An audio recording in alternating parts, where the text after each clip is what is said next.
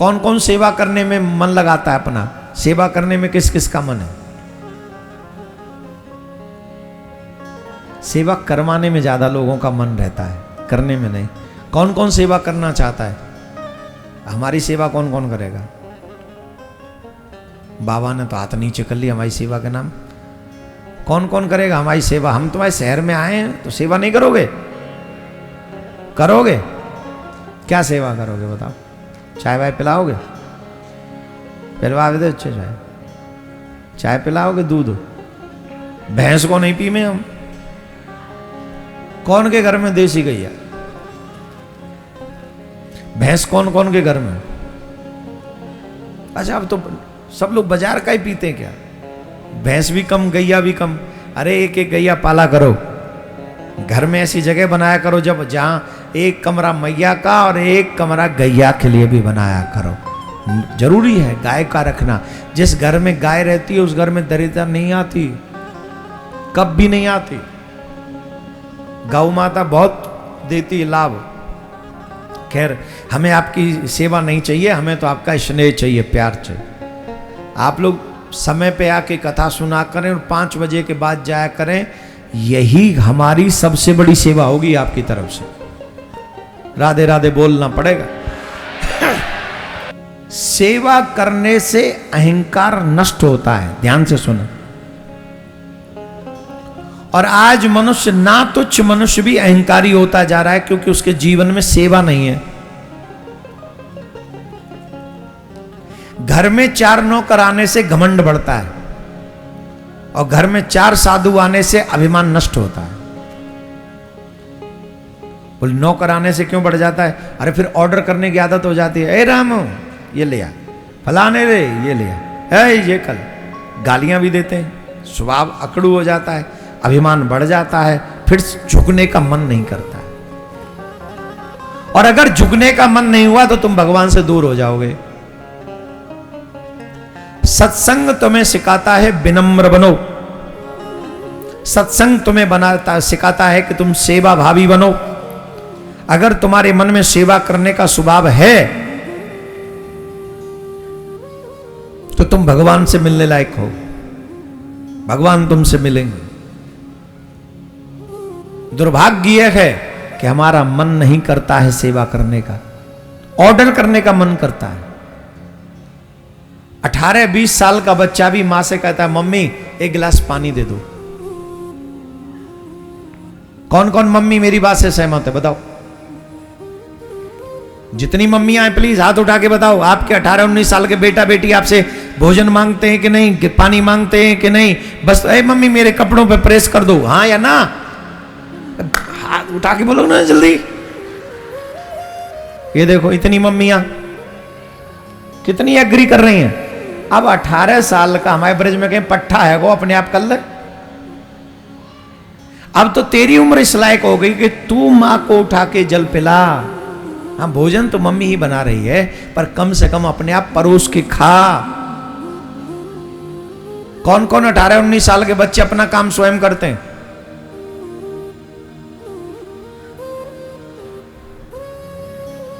देख लो, सन्नाटो सन्नाटो। क्यों? क्योंकि हम आलसी हैं। ऑलमोस्ट घरों में बिस्तर भी सही माँ बाप को ही करने पड़ रहे होंगे। ये तो उठ जाएं जी बहुत है, बिस्तर छोड़ दें जी बहुत बड़ी कृपा मान लो ठाकुर जी की, लाख लाख। कि बिस्तर छोड़ के नहाने चले गए, और नहाने के बाद इनके बाथरूम चेक कर लो जरा। बाल्टी वहां, मग्गा वहां, टावल वहां, नल वहां, पानी वहां, और शैम्पू के झाग यहां वहां जहां तहां। किसकी कृपा है? भारत के नौजवान की।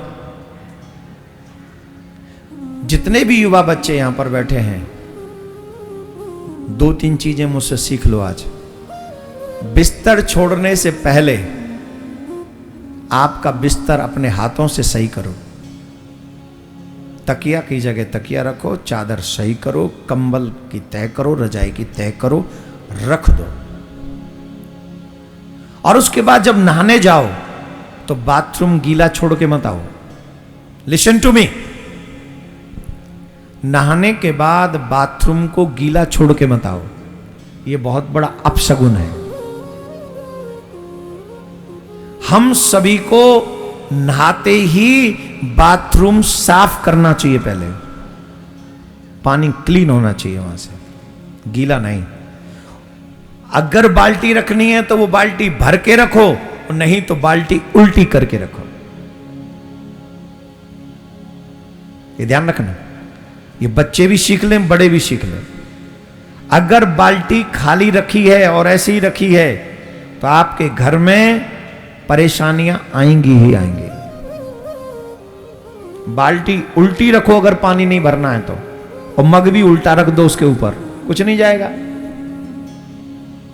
और अगर ऐसे ही रखनी है तो बाल्टी भर के रखो, और पानी सूंत के, सूंतना ही बोलते हैं, वाइपर होता है, क्या होता है उससे।